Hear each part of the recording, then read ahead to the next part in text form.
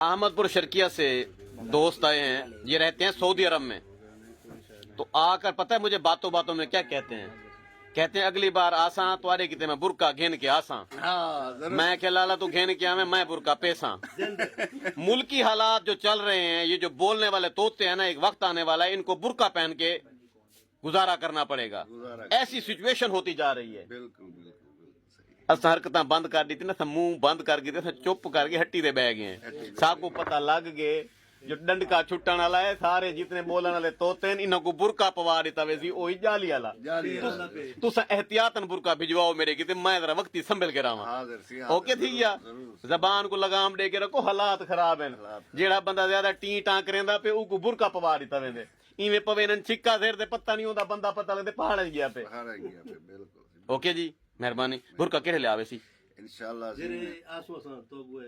एक बुरका मेरे की थे, अच्छा, एक बुरका चाचे मक्खन राजन पूरी वास्ते। ठीक है। ऊंदे मुंह को चुप नहीं आती। अच्छा, हालात ऊंदे ही हो जन बयान करी कोई बुरका पवाया सी।